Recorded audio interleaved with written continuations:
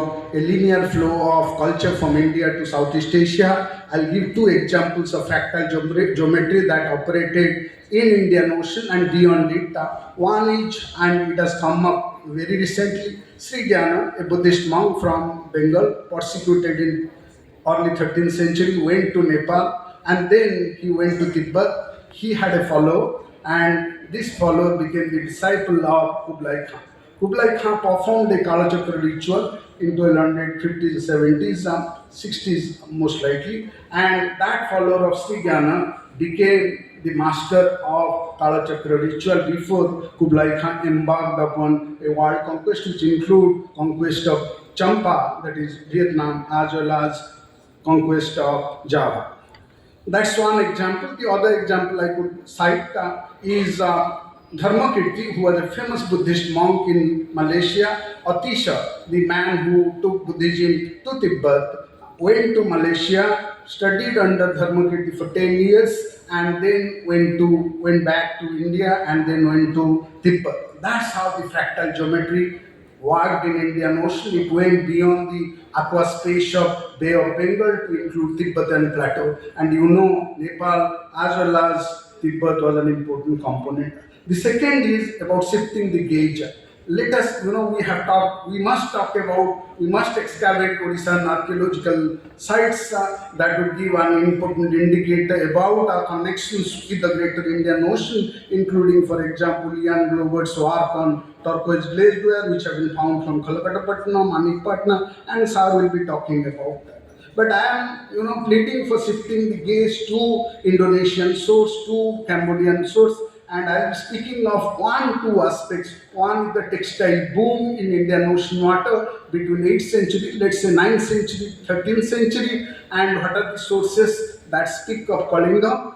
And the second aspect I'll be talking about culture, if time permits, which is about the introductions and consecration of a Matruka image by an East Javanese ruler, Vitanagara, in 1292, before he was assassinated or before he was to face Kublai Khan's attack. So that's the context in which I'll be speaking of. And there is a textile boom between 10th to 13th century, and that textile boom occurred in view of a sartorial shift in Indonesia. Indonesia shifted from beads bark cloth to ikat traditions. We have plenty of evidence both from Ashmolean Museum as well as literary evidence as well as epigraphic evidence which I will show from Indonesian epigraphy about a sartorial shift that occurred between 10th century when beads bark gave way to ikat tradition, which we call as Bandha textiles or tie and dye traditions of Odisha, which are spread across in different parts of Odisha. And I have used Wisman Christie's registers of Indonesian inscriptions, and you'll see that, and then juxtaposed with various statuaries, stone statuaries, as well as bronze statuaries from Central Java, Eastern Java, largely from Vitanagara period, again, or later on Majapahit period, or for example, the bronzes that we have in Central Archaeological Museum at Yogyakarta. So these are the patterns. If you look at the patterns, these are the patterns that we find for the first time in the ikat traditions that was transported to India, from India to Indonesia. We have a circle where we have the floral designs. We have a central circle with 6 lotuses on the outer circle that we find in Pasapali traditions of Odisha. I'll show you some of these patterns. These are taken from Pullen's book, Splendor Patterns, and you'll see that some of these patterns are very closely similar to the Bandha textiles of Odisha, be it Sambalpur, be it Nuapatna or elsewhere. So this is from Pragya Paramita, famous Pragya Paramita images and the pattern that you have. The only problem that we have is that in Odishan statuaries, be it bronze or be it stone statuaries, we have the Sati traditions, which is near a saree being wrapped up on the body, and therefore hardly we get any ikat traditions or the bandhat textile being represented on the statuaries of early medieval temples, which is not the case in Indonesia, which is rich in these ikat pattern designs that we find in the statuaries. This is one area where we need to work on and find out whether we have the ikat traditions or the bandhat tradition being represented in Odisha's statuaries. This is again the floral designs that we find. This is a typical Odishan year where we have the lotus and the stem of the lotus going through the entire, like we find right from the Sanchi Stupa, where from the balustrade onwards the stem of the lotus engulfs the entire architecture. Similarly, we find this pattern also, which we find elsewhere in Odisha.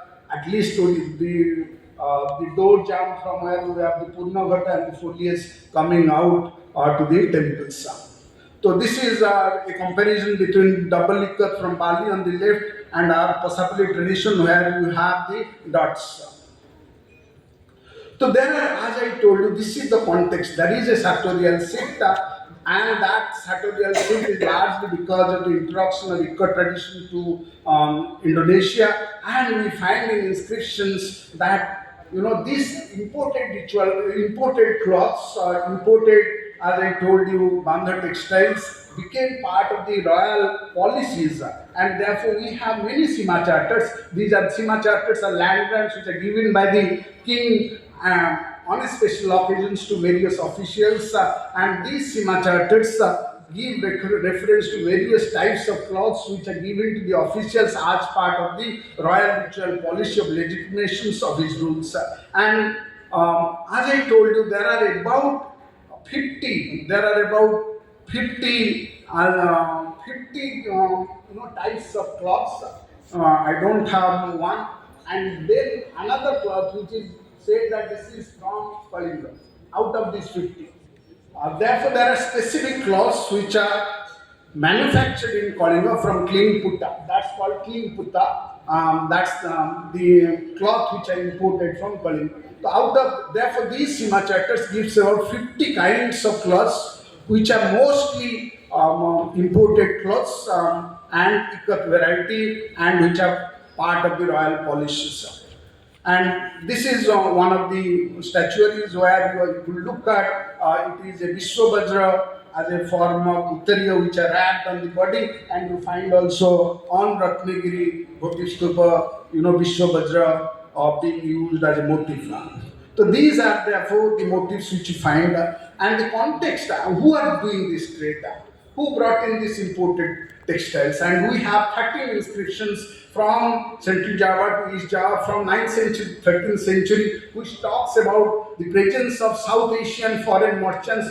They are all tax-paying foreign merchants which are on the shores of East Javanese waters.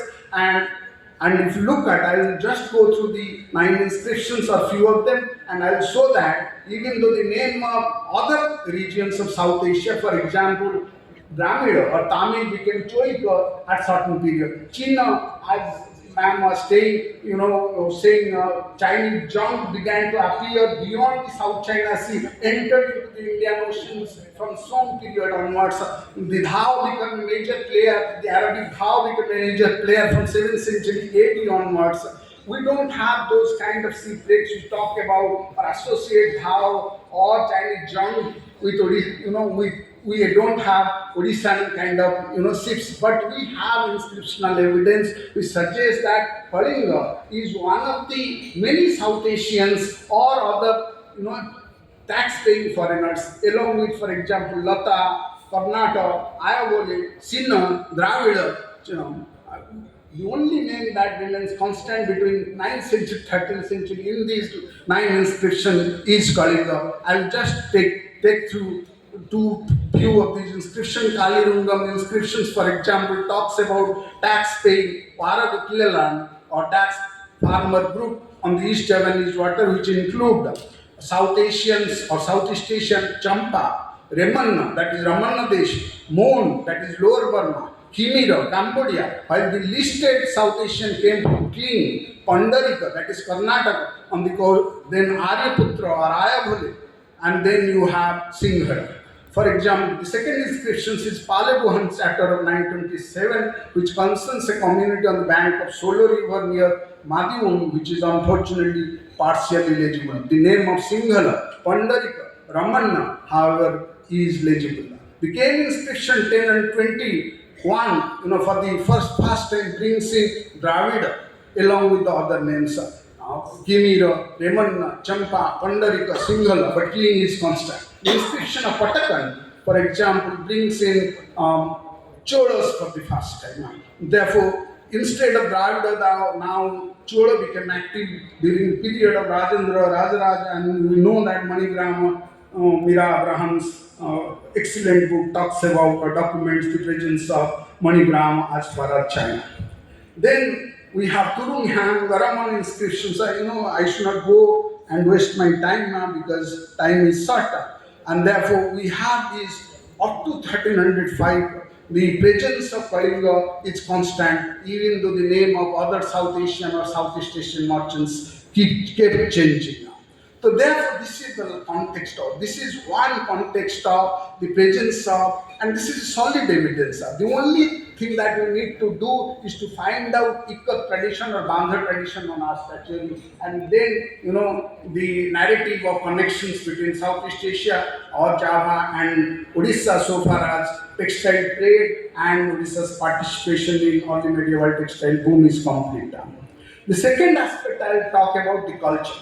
This is a 1292 image, and there is an inscription on the back. This is the Chamunda inscriptions. Just before the assassination, there are many internecine conflict in East Java. There is constant threat to Ketanagara, the ruler, and he was about to face, because Kublai Khan sent an ambassador saying that unless you submit, I am sending my naval expedition. And this man, just facing international conflict and possible invasion from Kublai Khan, consecrated a Chamunda image. Why I am taking this will be quite clear. When I go through other inscriptions or statuaries of his time, especially from Chandi Jago, which is a funerary temple of his father, built by Kritanagara in 1270. And if you look at these inscriptions, why am I taking this? Because Chamunda, even though Bhairava image is quite popular, Bhairava has been used by Kritanagara and exported this to Malaysia or Malaya. But you won't find Chamunda image in Southeast Asia. You will get Durga images, you will get Bhairava images, but not Bhairava images. And Chamunda, you might be knowing right from 8th century AD onwards, from Bhavakara period onwards, has been used in Odisha in a particular kind of rituals called Kola rituals along with Bhairava, where Chamunda has been worshipped to get victory in the war. And therefore, this is the possible context in which Chamunda worship was introduced by Kritanagara for possible victory over Kublai Khan and others. If you look at this, why am I saying and possible Odishan connection? This is in Sanskrit. I will show you another inscription, and these are the Ashta Kola rituals that we find from Barahi temples, which could have adapted Vasikarana, Sammohana, and others. I am not going into it, or the text, for example, I have used Nagarapitagama for analyzing Kritanagara's political activities, but I am not going into the possible context in which Chamunda worship was introduced by Kritanagara. Just to reinforce my point that Chamunda worship could have been imported from Odisha, I will show you Chandi Jago's image inscription. These are the image inscriptions that we find from Chandi Jago, and this is 1280. And if you find this is in Chess Sanskrit. Therefore, long after so-called emergence of vernacular, Sanskrit, our cosmopolitan language, was circulating in Southeast Asia. This is Varali, Pandara, Vasini, Vara, Bharali, Lochana, and this is in Chess Sanskrit. And we have made paleographical analysis, Jina Kim also suggests so. If you look at the paleographic characters of these Chess Sanskrit, this is very close to Kendupatna copper plate of Narasimha Deva II, suggesting that no, there are other opinions. People say that it's also closer to Gujarat Sanskrit inscriptions of 12th century AD, often in the part of but it's very, if you look at Bharali, Va, Ra, they are very close to Kendu Patna copper plate, suggesting possible again link between India and Odisha and Java. I told you the economic context, I told you the possible Buddhist context or Chamunda context, and these contexts could be further elaborated in other forums and in other academic deliberations. Thank you so much.